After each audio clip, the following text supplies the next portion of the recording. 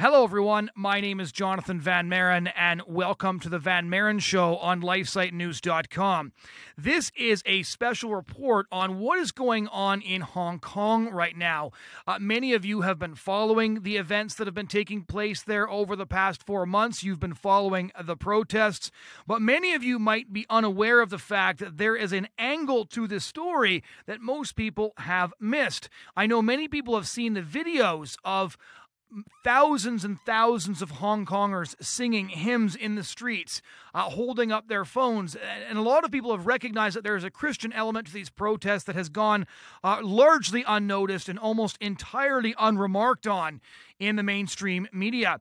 And so to give us a report on what is actually going on in Hong Kong and what the Christian aspect of all of this is, I contacted Alessandra Bocchi, who she's just returned from Hong Kong where she was covering these protests. She wrote a fantastic report over at First Things called The Fate of Hong Kong's Christians. If anybody wants to go and check that out, you can also find her on Twitter and Instagram. And she was kind enough to join me for an interview on exactly what's going on here. And here's what she had to say about what is going on in Hong Kong and what today's news might mean for the future. So just to start off, a lot of people are kind of confused about what exactly is going on in Hong Kong. They're not quite sure who the players are, what the protest is all about. So maybe you could just explain to our listeners exactly what it is that's going on over there. Yeah, so the protests in Hong Kong started out peacefully to fight against this extradition bill, which was passed by the Hong Kong government, which basically claimed that any suspect who escaped into Hong Kong from mainland China could be extradited back to mainland China. The Chinese government assured that this would exclude suspects involved in political crimes, which was the main concern. But the Hong Kong people involved in the protest don't trust the Chinese government to make these calls because obviously it's an authoritarian government and it has used other crimes, sometimes fake crimes, to prosecute people on a political basis as well. So it all started off against this, which also undermined Hong Kong's autonomy, because Hong Kong is a special place. Right. Basically, when the region was handed over to China from its former colony, Great Britain, in 1997, the agreement was that it was a one country, two systems. So one country, Hong Kong was part of China, but it had a separate system, including a separate legal system, which was based on British common law and on principles like democracy and freedom of speech and freedom of religion. And this bill risks undermining this special status that Hong Kong has. And so when this extradition bill got put forward and the protests started, how did these protests come about? Because the images that have been beamed around the world are just extraordinary. You see hundreds of thousands and at one point 1 million people. They're all marching in the streets. Yes. They're doing things like tearing down facial recognition poles, which like that's such a grotesque Orwellian term, this facial recognition term. And so what exactly... How did the protests come about? Are they just this spontaneous combustion, or is it organized leadership? What constitutes these protests? No, it's actually, that's a really good question. It's a leaderless protest. And that's really the main point, that it comes from the people. And that's why you see 1.7 million people on the streets with really no leader. I was there during the protests, and they just take turns to chant their different slogans. There's not really one person organizing them. I mean, they're organized. It's also very decentralized the way that they organize through these chats, online chats on Telegram, for example, where they can't be surveilled and intercepted for their activities. And they're all really careful about keeping their identity anonymous because, like you said, there are these facial recognition cameras. And they also use lasers to stop those cameras from recognizing their faces. So what I didn't say before is the protests evolved, actually. And while at the beginning they were peaceful, they started becoming more violent as police reacted. And then it just turned out into full-out clashes between the police, riot police, and the more, let's say, militant protesters who were willing to confront the police. The overwhelming majority were peaceful, and at the end of the marches, they would just leave, especially the children and the elderly, and then the young protesters who were willing to confront the police would remain. And so when you have a movement that is leaderless, how did they emphasize their demands? So was it just collectively what they were opposing specifically was the extradition bill? They wanted to ensure that China could not extract people from Hong Kong, even though it's a territory of China. And so how did this sort of leaderless protest, very decentralized in its organization, as you just described it, how did they make their demands known in a comprehensive way? Or is it just one of these extraordinary moments where there's no central organization, but everybody's singing from the same songbook and everybody wants the same thing? Well, everybody really wants the same thing from what they say, and the protest evolved. At the beginning, it was just against the extradition bill. Then when clashes took place with police, and there were abuses on behalf of the police, there was another demand, which was to have an independent inquiry into police brutality. And then they demanded universal suffrage for the executive council, which is the Hong Kong government, which has to be prior approved by Beijing. And they don't want that. They want to be able to elect, whoever they want to elect without Beijing's approval. And you said that Hong Kong is part of Chinese territory. That is true, but it also has, like I said before, a special status, and it has its own identity as well. They speak a different language. Hong Kongers, they speak Cantonese. And they have a separate legal system, and they really have a different understanding from mainland China in terms of their economy, in terms of their society. It's just very different culturally and politically speaking, and even legally speaking. So the protests have been going on for months, and at first they just withdrew the extradition bill, and the protests continued because that wasn't good enough. And one of the really interesting aspects of the story, and you wrote a phenomenal piece on this for First Things that I would urge everybody to go and check out. It was really fascinating because I had seen these videos circulating, and I noticed that you shot one of these videos yourself of thousands of protesters singing Christian hymns, which was kind of came out of the blue. The reason I actually found your article on First Things is because I went hunting for an explanation as to why Hong Kong protesters were singing Hallelujah to the Lord and these other hymns. So maybe you can explain for us what the Christian element of all of this is and what the Christian concerns in it are, because I know, based on your reporting, that you've talked to both Catholic and Protestant protesters in Hong Kong. Yes, it was actually very fascinating for me as well as a Westerner. I was very surprised because I've seen various protests in the Western world, and I've never witnessed people singing, Christian hymns. And in Hong Kong, where Christians are a minority, where you don't even expect to, hear Christian hymns anywhere, you had them chanting, thousands of them chanting together and holding hands. In the Western world, we're majority Christian, and yet you never see anything like that. So the Christians in Hong Kong are more, I'd say, more practicing. They hold their faith more strongly. And the other Hong Kongers really respect Christians for their faith, something that you don't really see in mainland China, where you supposedly have freedom of religion, but it all has to be sanctioned by the Chinese Communist Party. So, for example, the Vatican came to an agreement with the Chinese government about appointing bishops, but all these bishops had to be approved by the Chinese government. And also you have in mainland China a lot of discrimination against Christians. Both Protestants and Catholics were telling me that their churches were being burned down in some areas of mainland China, and even actual persecution on behalf of the government, of the Chinese government, like altering the Bible and making it more compatible with the Chinese Communist Party. And this is very interesting because you quote a pastor in your First Things piece, and you said, you quoted him saying, "We fear that Christians in Hong Kong will suffer the same fate as Christians in mainland China, with our churches being burned down, our leaders having to be approved, and our Bible being changed to suit communist propaganda." So how did you seek out these Christian leaders? You also describe this mass chain stretching 30 miles across the city of people holding hands.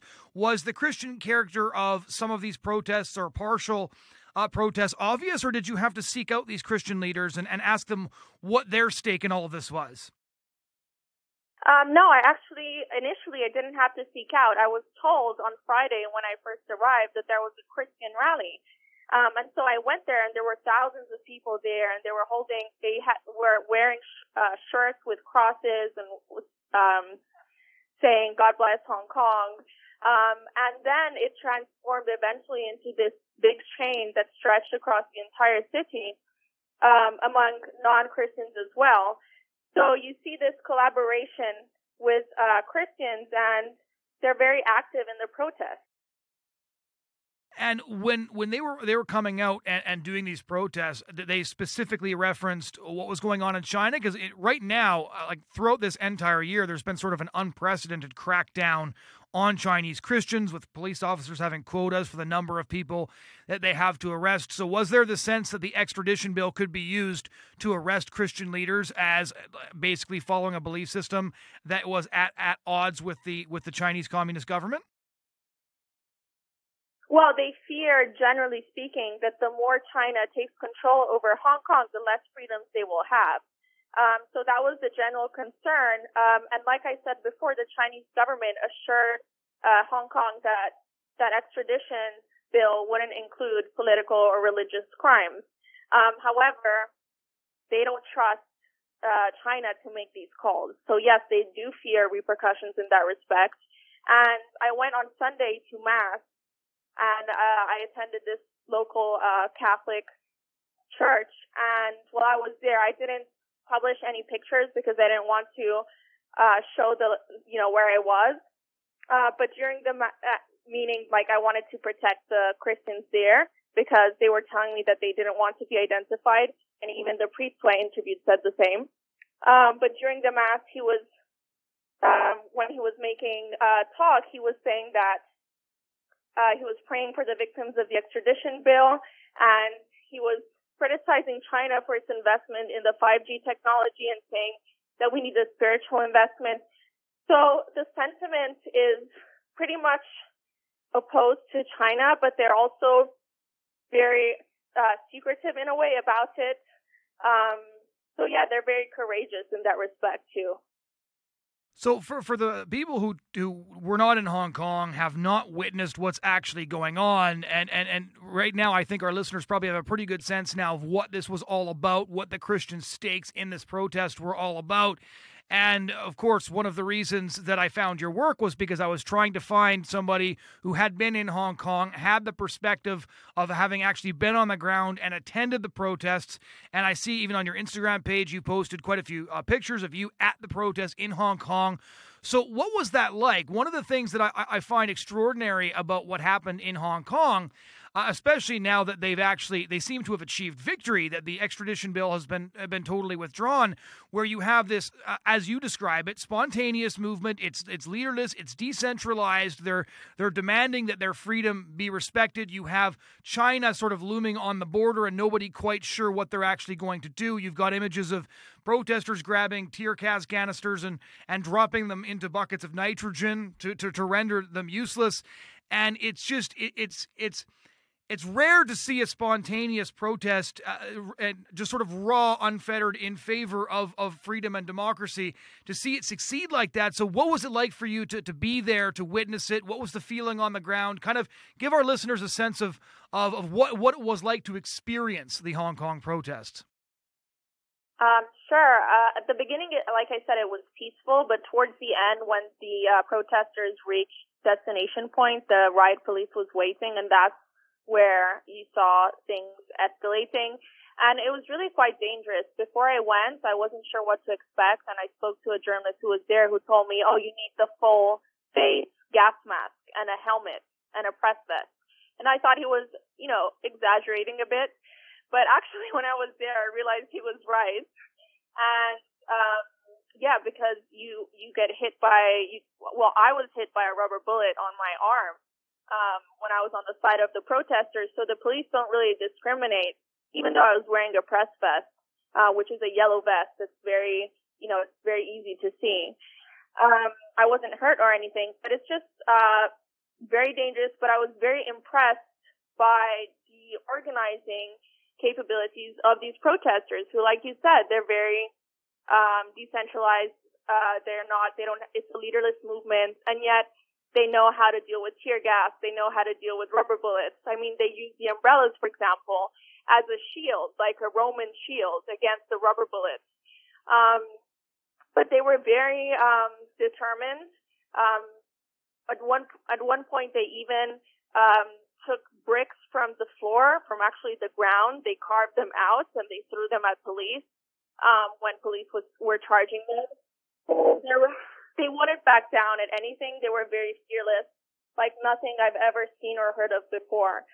As a journalist, to be there, it was, there was a lot of adrenaline, but it was very interesting to witness something like that.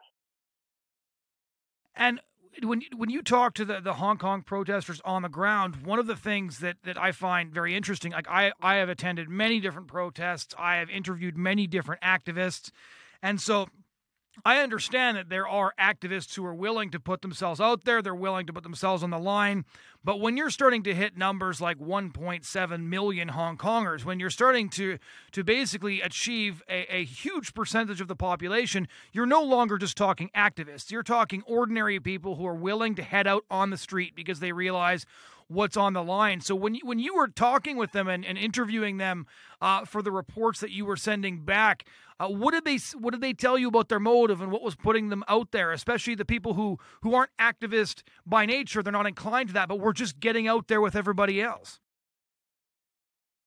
They wanted the government to respect their demands, and some of them said that they even were earning less because, for example, there were two waiters working in a bar who said that for the past month they've basically not been earning anything, but they still supported the protest. So you really see this commitment and this sacrifice, and you see people from all segments of society. You see sometimes during the week you have people at work organizing small protests, like that don't really get that much coverage in the media because they're not as sensational.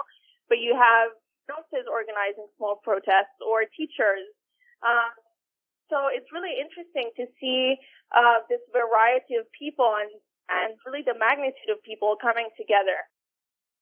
So when you heard the news today that the extradition bill had been now formally withdrawn, what do you think will happen next? Do you think the protests have now grown to critical mass and won't end because it took so long for the wishes to be respected?